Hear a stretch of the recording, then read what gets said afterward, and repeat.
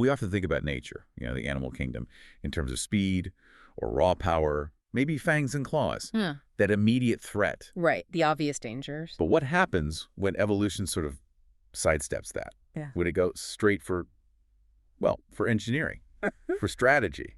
That's a fascinating shift, isn't it? It's like the ultimate pivot in the biological arms race.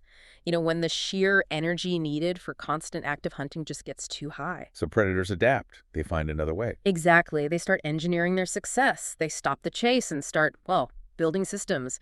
Think fixed traps, clever environmental tricks, coordinated efforts, all designed to snare prey without that constant energy drain. Right. So it's moving beyond the spread and asking, what happens when nature develops the better mousetrap?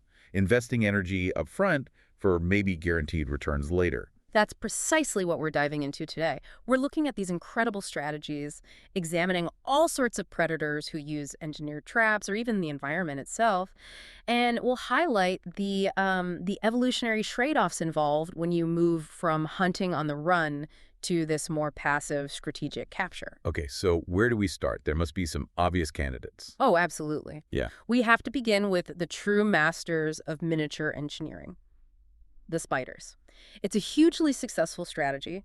Something like half of all known spider species, that's maybe 22,000 species, are web builders. Wow, half. And the energy dynamic there is really different, isn't it? That's what jumped out at me. It really is. Like if you picture an active hunter, maybe a cheetah or something, almost all their energy goes into the chase itself, right? Correct. The pursuit. But for a web-building spider, it seems like most of that predatory effort, that energy, it goes to the construction phase. Building the web, that's a fundamentally different approach. It's a huge upfront investment.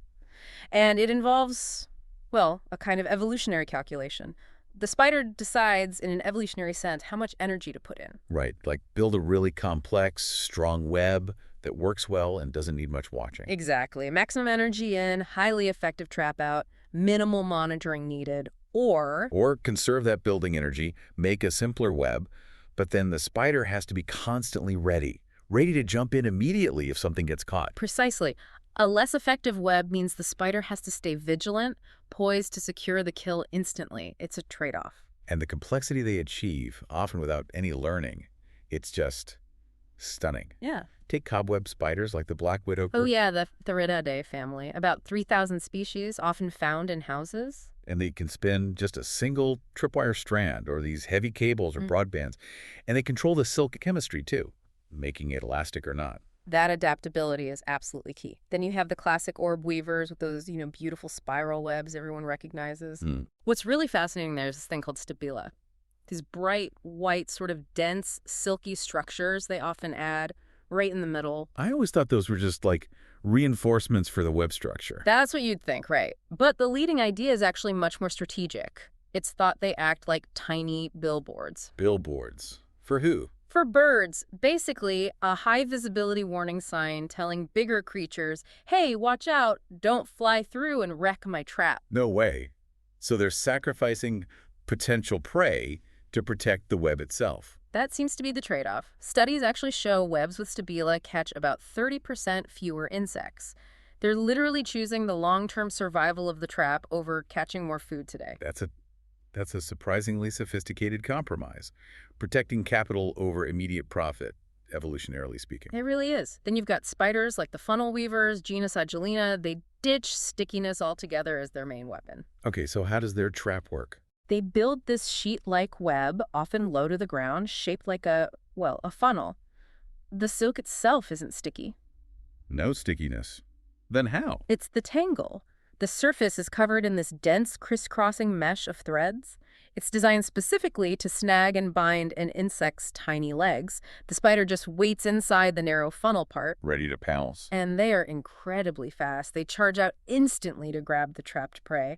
And interestingly, some of these are even parasocial. Meaning they live together? Yeah, kind of like communal apartment complexes made of webs. They hunt together, raise young together. It's quite something. Communal spiders. That's a whole new layer of creepy. But okay, thinking bigger picture, Evolutionarily, web building started way back, right? Jurassic period. That's right, likely lower Jurassic. We're talking maybe 187 to 201 million years ago. A very old strategy. Some research now suggests spiders might be evolving away from webs. Why would they abandon something so successful? It boils down to risk. That web, as useful as it is for catching prey, it's also a giant advertisement. An advertisement For the spider's own predators. If you're a bird that eats spiders or a predatory wasp, that web tells you exactly where lunch is. It's a huge security risk. So to survive, some spiders traded the web for better hiding. Exactly.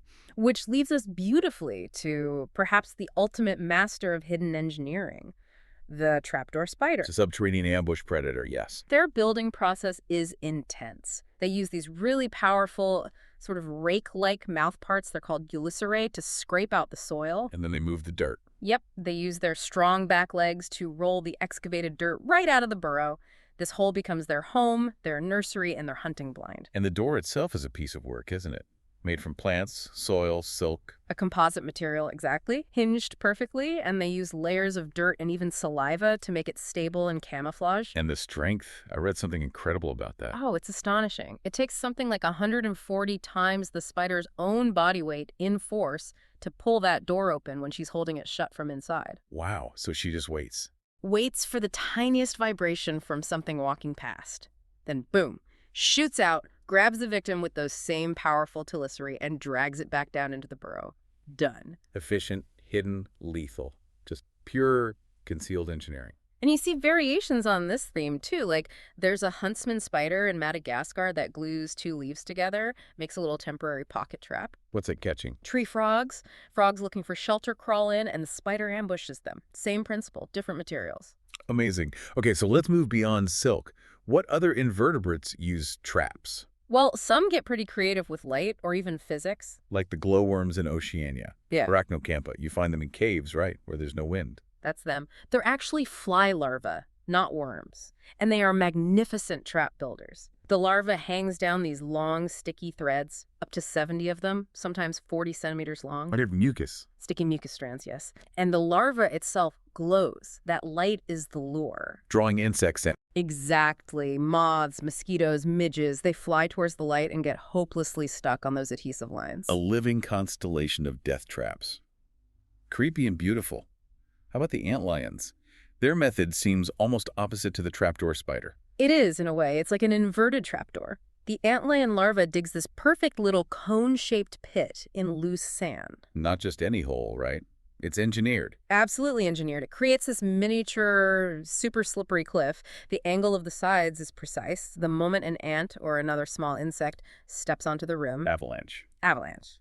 The sand just gives way, and the victim tumbles right down to the center of the cone. Where the antlion is waiting. Waiting with its big, venomous mandibles ready. Yeah. It's a trap based entirely on gravity and friction failure. Brilliant. Okay, stepping out of the invertebrate world now.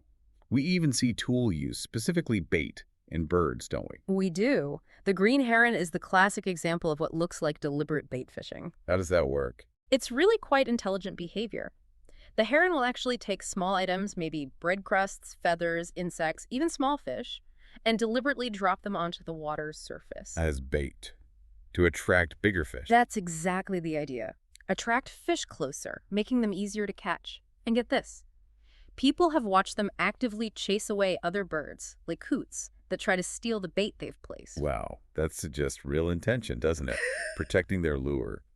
Okay, let's shift again. Big change of scale now. Into the ocean with warm-blooded hunters.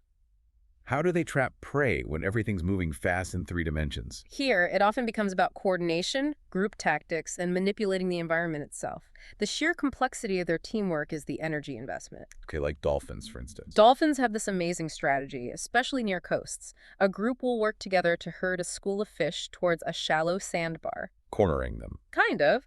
Then, several dolphins will start beating their tails, their flukes, hard against the sandy bottom. Why? What does that do? It stirs up a massive cloud of silt and mud. They create this expanding ring of murky water completely surrounding the fish school. A temporary net made of mud. Essentially, yes. The fish are trapped inside this ring of turbidity. When they inevitably try to leap out of the net to escape, Other dolphins are right there waiting. waiting to snatch them up. They turn the water itself into a temporary prison, much more efficient than a high-speed chase in open water. That's incredible hydrodynamic engineering. Uh, What about whales? Humpbacks have something famous, don't they? the bubble net.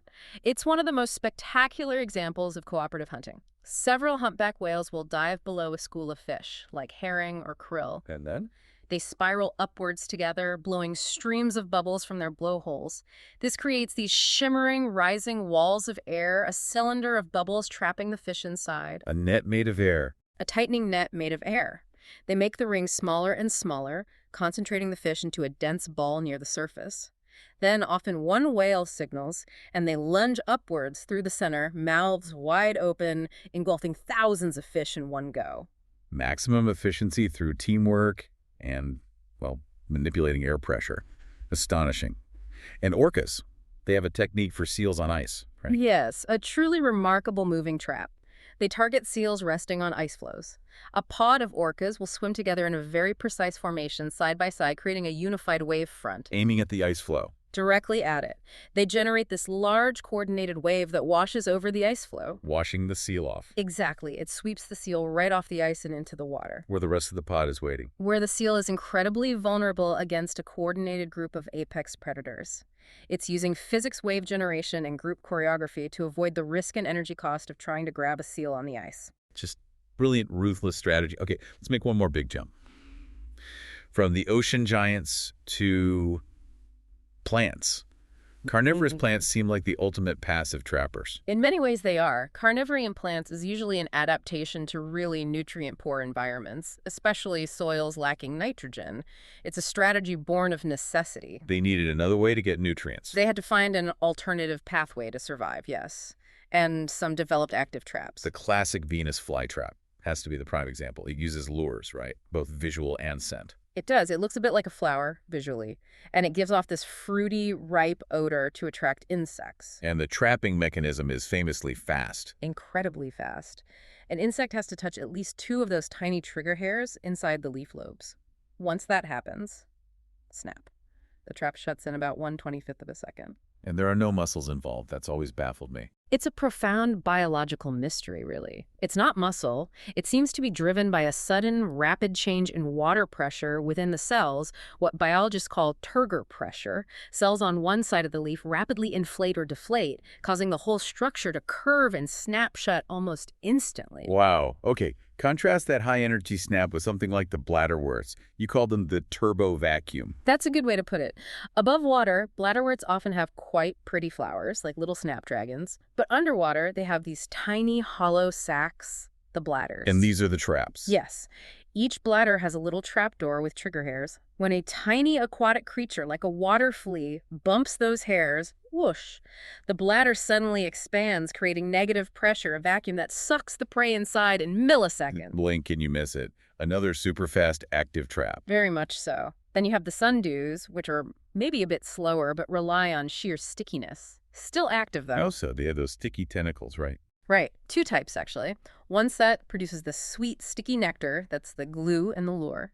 The other set has glands that release digestive enzymes. So it catches them with goo. What makes it active? Once an insect gets stuck on the sticky tentacles, the leaf itself slowly curls inwards, wrapping around the prey to ensure maximum contact with the digestive glands. So there's definite movement involved in securing the meal. Ah, okay. That active curling makes sense, which differentiates it from something purely passive like the butterwort. Exactly. The butterwort is basically a living piece of flypaper. It uses similar glands, one sticky, one digestive, but the leaf itself just lays flat. It waits for very small insects, like gnats, to land on its sticky surface and get stuck. No movement required from the plant. Passive glue trapping. Simple. Very. And perhaps the ultimate in low-energy passive design is the pitcher plant. Arguably the simplest trap we've talked about, but devastatingly effective. Because it relies on gravity and slipperiness. Pretty much. The anatomy is a masterclass in simple, lethal physics. You've got this pitcher shape, often with nectar lures around the rim. Inside, the walls are incredibly smooth, waxy, almost impossible to climb. Leading down to. A pool of digestive juices at the bottom. And to make absolutely sure, many species have these tiny downward-pointing hairs or spines right near the rim, like miniature spears ensuring anything that slips can't get back out, has to fall. Fall to its doom. Simple, elegant, deadly. And crucially, think about the energy. Unlike that web spider building its complex silk structure. Right. The pitcher plant builds its trap once, basically. Minimal energy needed after construction. Exactly. Once it's grown, the environment, gravity, water, tension, the slipperiness of the wax does all the work. It requires very little ongoing energy input from the plant itself. That's a fantastic contrast to where we started with the spiders. It really ties everything together. It really does. That synthesis kind of confirms what we set out to explore. We've seen this incredible ingenuity across different kingdoms: spider silk chemistry, plant biomechanics, whale hydrodynamics. But the common thread seems to be finding ways around the massive energy cost and the risk of the traditional chase. Precisely. The trap, whether it's woven silk, a wall of bubbles, stirred up silt, or just a slippery pit, it's a tool, often built with significant upfront effort maybe, but designed to pay dividends repeatedly with less ongoing energy expenditure. So maximizing the gain while minimizing the energy seems to be this universal evolutionary key to success. I think this deep dive really shows that intelligence in nature isn't just about speed or strength. It's often expressed through architecture, through strategy, through manipulating the environment itself. We saw those high-energy active traps like the Venus flytrap with its incredible speed. And then the purely passive ones, like the pitcher plant, just relying on physics and gravity. Which does leave us with a really interesting final thought for you, the listener. When you consider long-term sustainability, evolutionary success, which approach is ultimately better? Is it the complex, high-energy active trap that needs constant readiness or intricate mechanics? Or is it the low-energy passive trap that relies on simplicity and the environment doing the work, which represents the more sustainable, long-term evolutionary investment? And beyond that, what other kinds of traps might be out there? Unseen. Maybe incredibly simple engineered traps operating right now in the wild, using environmental factors we haven't even thought to look for. Something to ponder next time you're observing a quiet corner of the natural world.